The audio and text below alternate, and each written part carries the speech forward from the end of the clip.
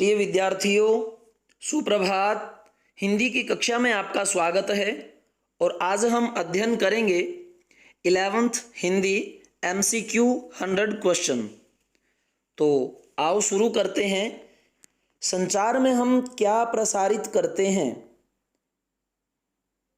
संचार में हम क्या प्रसारित करते हैं? सूचना, विचार, भावना। तो आंसर होगा हमारा डी, उपरोक्त सभी। संदेश का कौन सा तत्व नहीं है? संचार, ये भी है। प्राप्तकर्ता, ये भी है। फीडबैक, ये भी है। एनकोडिंग डिकोडिंग, ये भी है, लेकिन गप्पे मारना नहीं है। तीसरा प्रश्न है, संचारक कौन होता है? संदेश को पढ़ने वाला, वो तो प्राप्तकर्ता होता है। संदेश को ना पढ़ने वाला, ये भी नहीं। माध्यम, इसके माध्यम तो संदेश जाता है। हमारा डी आंसर होगा कि संदेश को भेजने वाला ही संचारक होता है। कूटीकरण या एनकोडिंग का क्या तात्पर्य है? प्राप्तकर्ता को समझाने योग्य कूटों में संदेश को बांधना, यही क्या है? हमारा आंसर है कूटीकरण या एनकोडिंग।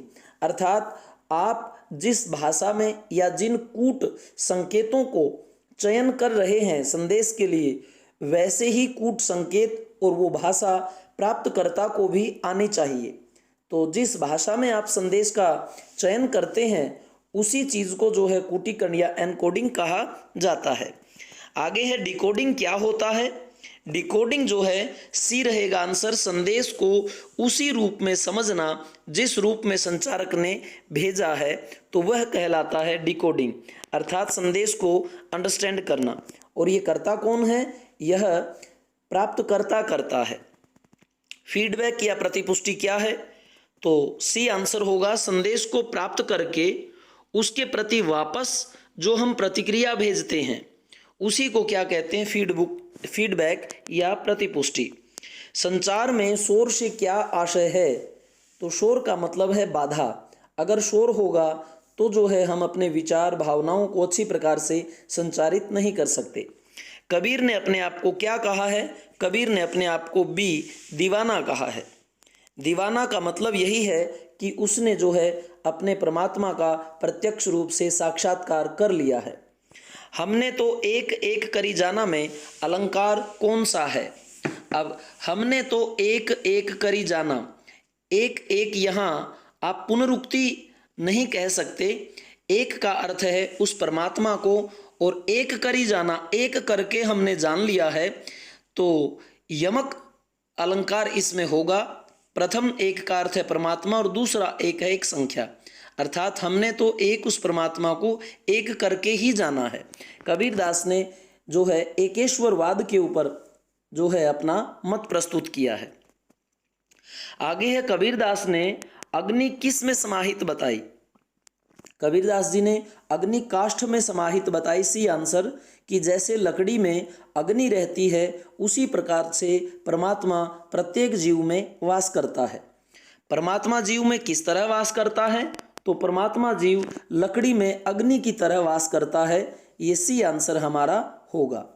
आगे है, कबीर परमात्मा का कौन सा रूप मानते हैं? तो कबीर परमात्मा का फर्स्ट ए आंसर होगा, एक ही प्रकार वाला रूप मानते हैं। अर्थात उन्होंने कहा परमात्मा एक है। संसार नरक किसके लिए है? जो परमात्मा को दो समझते हैं, यही हमारा आंसर होगा। जो परमात्मा को एक समझते हैं उनके लिए संसार नरक नहीं है। जो परमात्मा को कुछ नहीं समझते उनके लिए संसार नरक है। लेकिन हमारे इस पाठ के माध्यम से हमारा जो वर्णित किया गया आंसर है वो है जो परमात्मा को दो समझते हैं। अर्थात जिन्होंने दो जाना उनके लिए यह जो संसार है वह क्या है? दो जगह है, अर्थात नरक है।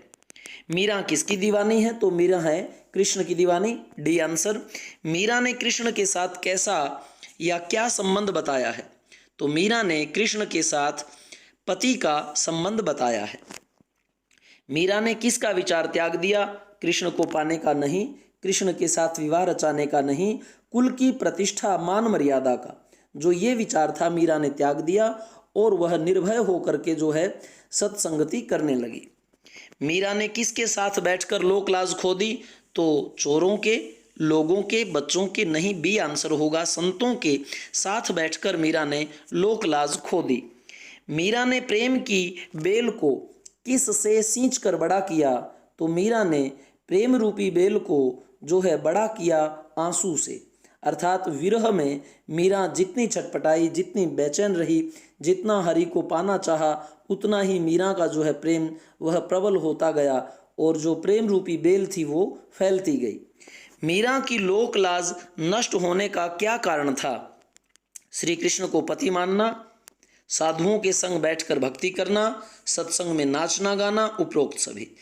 उपरोक्त जो है सभी डी आंसर होगा कि लोक लाज नष्ट इसी कारण हो गई। सत्संग में नाचती गाती थी, साधुओं के संग बैठकर भक्ति करती थी और कृष्ण को उन्होंने पति भी मान लिया था। मीरा ने संसार को क्या माना? तो मीरा ने संसार को छाछ माना। एक लाइन आई थी इसमें कि मैंने दूध की जो है ये मथनी बिलोई और अमृत रूपी जो उसमें से भक्ति थी वो मैंने निकाल ली और अब ये संसार जो माया है वह छाछ के समान बच गई जिसे मैं छोड़ देना चाहती हूँ। तो मीरा ने संसार को क्या माना? छाछ। सींची सींची में कौन सा अलंकार है? इसमें होगा पुनरुक्ति, अर्थात पुनः जिस शब्द की एक बार फिर उक्ति हो जाए वहाँ पुनरुक्ति अलंकार होता है। अगर दोनों के अलग अलग अर्थ निकल रहे हों तो वहाँ यमक होता है। सींची सींची पुनः पुनः जो है वर्णन है तो पुनरुक्ति अलंकार है। मोर मुकुट में कौन सा अलंकार है? तो म वर्ण की आवृत्ति होने से अनुप्रास अलंकार है। स्वर में समता हो नहीं पर व्यंजन बहुवार, कविता में क्रम से मिले अनुप्रास निर्धार। दूध की मथनिया में कौन सा अलंकार है? इसमें है अन्योक्ति अलंकार। उसने जो है दूध में अपनी मथनिया को जो है चलाया और फिर अमृत निकाला, छाछ छोड़ दी, यही बात नहीं बताना चाहती। इसके माध्यम से हमें अन्य अर्थ की ओर कवित्री लेके जाती है। तो जहाँ अन्य अर्थ इम्पोर्टेंट हो, उसको समझाया गया हो, कुछ कह करके कुछ और समझाया गया हो, वहाँ पर अन्योक्ति अलंकार होता है। मीरा किन्हें देखकर रोती है? तो मीरा जो माया में लीन है उनको देखकर रोती है। माया का त्याग जो करते हैं उनको देखकर तो हंसती है मीरा। भगवान के भक्तों को देखकर भी नहीं रोती क्योंकि उनको देखकर भी खुशी प्राप्त ही होगी। मीरा को कष्ट देने वाले को, जो मीरा को कष्ट देते हैं उनको देखकर भी नहीं रोती। जो लोग माया के अधीन हैं उन्हें ही देखकर मीरा रोती है। मीरा को कष्ट देने वाले जो हैं उनको मीरा अपना प्रतिद्वंदी नहीं समझती। मीरा कहाँ की रहने वाली थी? तो मीरा राजस्थान की रहने वाली थी और प्यारे बच्चों जो महाराणा प्रताप है उनकी मीरा ताई जी लगती थी क्योंकि मीरा की शादी हुई थी राजा भोज से और ये जो भोज है वो महाराणा सांगा के पुत्र थे जो दोनों ही पिता और पुत्र युद्ध में मारे गए। बाकी इनके दो और पुत्र बचे महाराणा सांगा के, एक को बनवारी ने मार दिया, एक बचा उदय सिंह। इसी उदय सिंह के महाराणा प्रताप हुए तो उस नाते से ये इनकी ताई जी लगती हैं। किस पद को पाने के लिए बड़े बड़े वकील भी लालायित रहते हैं? ऐसा कौन सा पद था? वो था नमक विभाग में दरोगा। सी आंसर होगा। उन दिनों किस भाषा को पढ़ने से अफसरी मिल जाती थी? तो उन दिनों डी आंसर होगा, फारसी पढ़े वाले को ही नौकरी मिल जाती थी। महीने के अंत में मिलने वाले वेतन को कैसा बताया गया है? पूर्णमासी का चांद। अमावस्या का चांद नहीं कहना, अमावस्या को तो अंधकार होता है। तो महीने के अंत में जो वेतन मिलता है वह एक बार दिखाई दे जाता है और फिर धीरे धीरे लुप्त हो जाता है। सेठ आलोपी दीन जो हैं वंशीधर को कैसा बेटा कहते हैं? सेठ आलोपी दीन जब वंशीधर के घर आते हैं तो उनका पिता मिलता है जो कहता है कि हमारा तो जी बेटा कुल का कपूत है, कुल कपूत है। तो यह कहते हैं ऐसा नहीं है, आपका बेटा तो जो है वो कुल का दीपक है। डी आंसर इसका होगा। आगे प्रश्न है कि नसीरुद्दीन के परिवार से 56 प्रकार की रोटियां कौन बनाते थे? तो यह बनाते थे उनके पिता और दादा। खानदानी नानबाई कहाँ रोटी पका सकता है? तो वह पका सकता है कुएं में भी। वैसे यह सत्य नहीं है लेकिन इनके लिए यह प्रचलित है। मियाँ नसीरुद्दीन पाठ के लेखक कौन हैं? तो इनके पाठ के लेखक हैं कृष्णा सोबती। खिल्ली उड़ाना मुहावरे का अर्थ है हंसी करना। यह जो नसीरुद्दीन था यह लेखिका की खिल्ली उड़ाता है किसी बात की, तो वहाँ से यह शब्द लिया गया है। मियाँ नसीरुद्दीन थे कौन? यह प्रसिद्ध नानबाई थे। डी आंसर होगा। मियाँ नसीरुद्दीन शागिर्दों को आटे की कितनी मजूरी देता था? तो 2 रुपये मन जो है उन्हें आटे की मजूरी देता था। नमक का दरोगा पाठ के लेखक कौन है? तो इस पाठ के लेखक है मुंशी प्रेमचंद। कहानी में मुंशी वंशीधर ने किस मानवीय मूल्य को दर्शाया है? तो हम क्या कहेंगे, कर्तव्य परायणता को, अर्थात जो कर्तव्य की भावना है उसे ही दर्शाया गया है। घाट का देवता कौन था? तो ये था कौन? मुंशी वंशीधर, डी आंसर होगा। मियाँ नसीरुद्दीन ने किस अंदाज में सिर हिलाया? तो वह हिलाया पंच हजारी। और पंच हजारी कौन होता है? जो पहले सेनाएं होती थी, उन सेनाओं में जो 5000 सैनिकों का नेतृत्व करने वाला योद्धा होता था उसे पंच हजारी की श्रेणी में खड़ा होना होता था। तो उसी प्रकार के अंदाज में इन्होंने सिर हिलाया। अज्ञानी गुरुओं की शरण में जाने पर शिष्यों की क्या गति होती है? बी आंसर होगा, शिष्य डूब जाता है।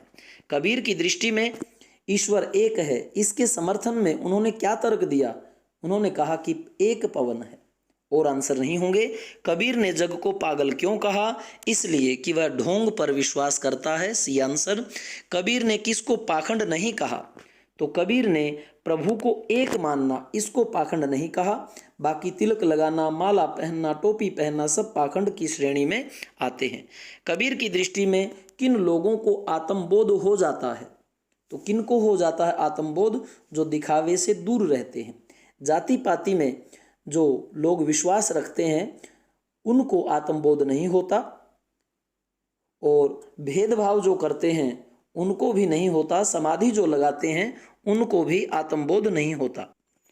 आगे प्रश्न है, आपस में दऊ लड़ई मरतू हैं में किन किन के लड़ मरने की बात कही गई है? यह कही गई है हिंदू और मुसलमान की। संचार के मूल में कौन सी धातु है? तो आपको पता होना चाहिए, चर धातु है। चर का अर्थ होता है विचरण करना। चर धातु का क्या अर्थ है? ए आंसर होगा, विचरण करना। संचार अनुभवों की साझेदारी है, यह बात किसने कही? तो यह बात कही विल्बर श्रैम ने। और मियाँ नसीरुद्दीन ने आंखों के कंचे किस पर फेर दिए? जब लेखिका उनसे बात पूछ रही थी तो लेखिका के ऊपर ही उन्होंने जो है अपने आंखों के कंचे फेर दिए, अर्थात उनकी ओर वो देखने लगे। मियाँ नसीरुद्दीन को क्या कहा गया है? उन्हें कहा गया है नानबाई। वह बातूनी तो था, ये भी कहा गया, लेकिन यह था वैसा कहा नहीं गया। तो कहा क्या गया है उन्हें? नानबाई। मियाँ नसीरुद्दीन पत्रकारों को क्या समझते थे? वह उन्हें समझते थे निठल्ला, कि कोई काम होता नहीं और बस वो लग जाते हैं अखबारें छापने। तो काम के आदमी नहीं कहा, निठल्ला कहा। नसीरुद्दीन स्वयं को क्या समझते थे? स्वयं को मानता था एक कामकाजी आदमी, कि जी हम तो कामकाजी आदमी हैं और पत्रकारों का काम होता है ये तो, क्योंकि वो निठल्ले होते हैं। लेखिका के प्रश्नों को सुनकर नसीरुद्दीन पर क्या असर हो रहा था? पूरी तरह उकता चुके थे, डी आंसर होगा, क्योंकि उनकी बातों में उन्हें आनंद नहीं आ रहा था, क्योंकि वो एक कामकाजी व्यक्ति थे। लेखिका ने किसका शब्द चित्र खींचा है? तो किसका खींचा है? मियाँ नसीरुद्दीन का, डी आंसर। नसीरुद्दीन ने कहा कि आजकल लोग पहले जैसे किसके शौकीन नहीं रहे। तो ये जो नसीरुद्दीन था, नानबाई था, रोटियां पकाता था, तो वह उन्हीं की बात कह रहा है, खाने के शौकीन अब वैसे लोग नहीं रहे, डी आंसर। नसीरुद्दीन ने पहले कौन सा काम सीखा? तो सबसे पहले जो है नानबाई का तो वो लास्ट में पारंगत हुआ। आटा खोमचा सबसे पहले क्या सीखा? भट्ठी जलाना। भट्ठी जलाएगा, फिर जो है आटा गूंथेगा, फिर खोमचे लगाए और फिर लास्ट में जो है वो नानबाई पूरी तरह से बन गया। बादशाह ने किसके हाथों से बनी रोटी खाई थी? तो यह कहता है कि बादशाह ने जो नसीरुद्दीन का दादा था उसके हाथों से रोटी खाई थी। एक नानबाई कितने प्रकार की रोटियां बना सकता है? तो वह बना सकता है 56 प्रकार की रोटियां। नसीरुद्दीन स्वभाव से कैसा था? तो नसीरुद्दीन जो है स्वभाव से तुनक मिजाज था, जल्दी ही वह इरिटेट हो जाता था। लेखिका के मन में आया कि वह नसीरुद्दीन से इस विषय में बात करे, परंतु फिर उसने वो बात नहीं की। कौन सी बात उसके मन में आई थी? तो उसके मन में आया था कि क्यों न नसीरुद्दीन के बेटा और बेटियों के बारे में भी पूछ लिया जाए, परंतु यह विचार उसने त्याग दिया। क्या नसीरुद्दीन अपने कर्मचारियों से मुफ्त सेवा लेते थे? नहीं, कर्मचारियों से मुफ्त सेवा नहीं लेते थे, वह उन्हें पैसे देते थे। तो हम क्या कहेंगे? नहीं। ऑल इंडिया रेडियो की शुरुआत कब हुई? यह हुई 1936 में, क्योंकि हमने जो है रेडियो कहाँ बजाना सीखा? छत के ऊपर। छत से मतलब 1936। भारत की पहली मूक फिल्म कौन सी थी? तो मूक का मतलब होती है ऐसी फिल्म जिसमें कोई भी आवाज ना हो, तो वह थी राजा हरिश्चंद्र। अब आप कहेंगे कि जिसमें आप यह कैसे कह सकते हैं कि वह राजा हरिश्चंद्र की फिल्म थी? कैसे पता लगा? क्योंकि वो जो रोल प्ले किया गया था वह राजा हरिश्चंद्र पर ही था, इसलिए हमने राजा हरिश्चंद्र जो है उसको नाम दिया। भारत की पहली मूक फिल्म किसने बनाई थी? जो ये राजा हरिश्चंद्र थी मूक फिल्म पहली, यह बनाई थी दादा साहब फाल्के ने, कि हमारे दादाजी ने जो है ये फिल्म बनाई थी, पहली मूक फिल्म। पहली मूक फिल्म का प्रसारण किस वर्ष हुआ? तो इसका हुआ 1913 में। कब हुआ? 1913। कि तेरा काम यही है, मूक फिल्में देखे जो दादा बनाए। पहली बोलती फिल्म कौन सी बनी? मूक का मतलब जिसमें आवाज ना हो, और पहली बोलती का मतलब जिसमें आवाज थी, और वह थी आलम आरा। पहली आवाज वाली बोलती फिल्म जो बनी आलम आरा। और पहली बोलती फिल्म किस वर्ष बनी? यह बनी 1931 में। जैसे रोहतक की भाषा में कहते हैं कि हम तो बिल्कुल वो बोलती फिल्म देखेंगे जो कति बोलती हो। कति का मतलब 31। बिल्कुल कति मैं यह काम करूंगा, तो कति का मतलब क्या आ जाता है? बिल्कुल। तो बोलती फिल्म कौन सी थी? 1931 में यह बनी आलम आरा। और विश्व में सबसे अधिक फिल्में कहाँ बनाई जाती हैं? तो वो बनती हैं भारत में। आज तक चैनल किस वर्ष आया? यह चैनल आया 2002 में। कि आज तक हमें कुछ तो कहने दो, कहने दो, दो तो 2002 में आज तक चैनल आया।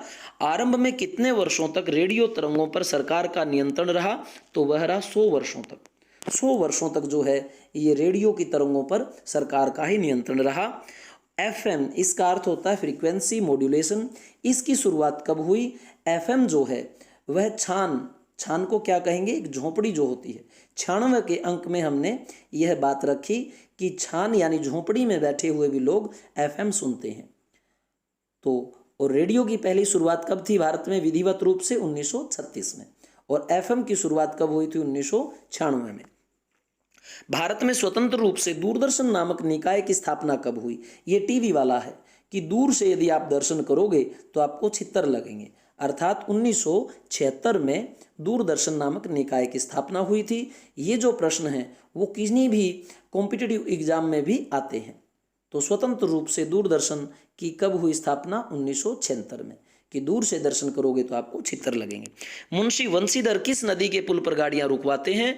वो रुकवाते हैं यमुना नदी के पुल पर। यानी वंशीधर भी पूरे यमराज बन चुके थे।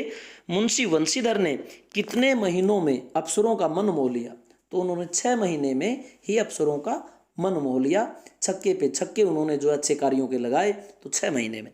दरोगा जी की नींद अचानक किस आवाज को सुनकर खुली? तो वो सुनी किनकी? बैलगाड़ियों की आवाज।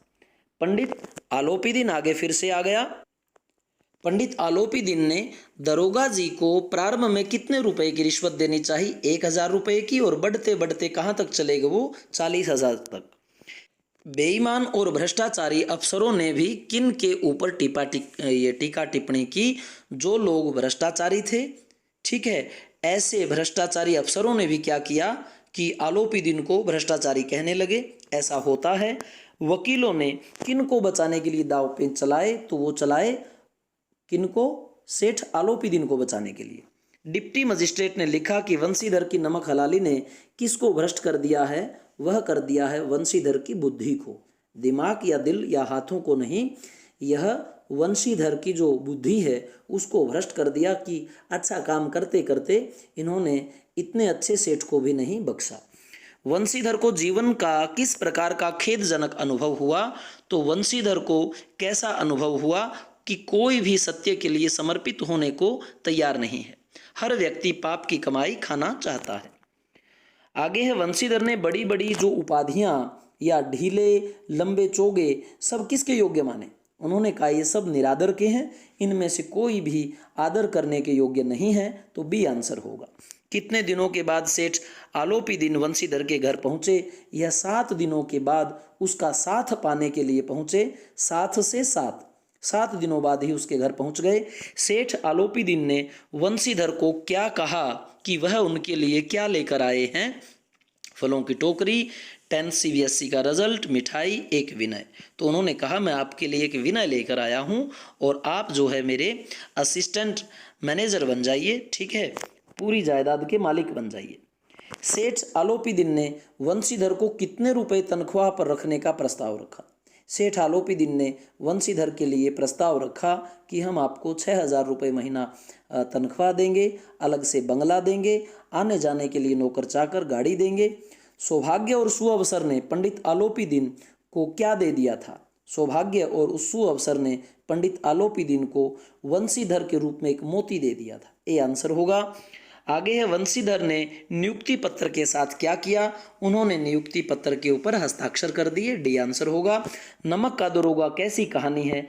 इस कहानी में मानव मूल्यों में आस्था जगाने वाली आशावादी कहानी है, यह हम कह सकते हैं। ए आंसर होगा। मानव मूल्य दया, धर्म, त्याग, तपस्या, ये मूल्य होते हैं मनुष्य के, और यह आशावादी कहानी है। नमक का दरोगा कहानी में विश्व के दुर्लभ गुण किन्हें कहा गया है? कि ऐसे गुण जो विश्व में हमें नहीं मिलते। यह कहा गया है किसको? सत्यनिष्ठा को, धर्मपरायणता को और कर्तव्यनिष्ठा को। कबीर की दृष्टि में परमात्मा क्या है? उनकी दृष्टि में परमात्मा जो है मूल तत्व है, जो सभी में समाया हुआ है। सबसे बड़ा, सबसे छोटा या बहुत लंबा नहीं कहेंगे, हम कहेंगे वो कैसा तत्व है जो सब में समाया हुआ है, मूल तत्व है। कबीर ने स्वयं को दीवाना इसलिए कहा है कि पागलों की तरफ फिरता है, जंगलों में भटकता है, भक्ति करता है, अपने भीतर छिपे परमात्मा का साक्षात्कार कर लिया है। तो यही आंसर होगा कि परमात्मा का साक्षात्कार कर लिया है। कबीर दास जी ने किसका विरोध किया है? तो कबीर दास जी ने विरोध किया है किनका? बाहरी आडंबर का, जो बाहरी दिखावा करते हैं उनका। कबीर दास जी क्या थे? ये एक सच्चे संत थे। A answer. घर घर में कौन सा अलंकार है? तो दोबारा से आप देखें, पुनः एक ही शब्द की आवृत्ति है और उनके दो अर्थ नहीं हैं। दो अलग अलग अर्थ होते तो यमक होता, अब कौन सा है? पुनरुक्ति, प्रकाश अलंकार।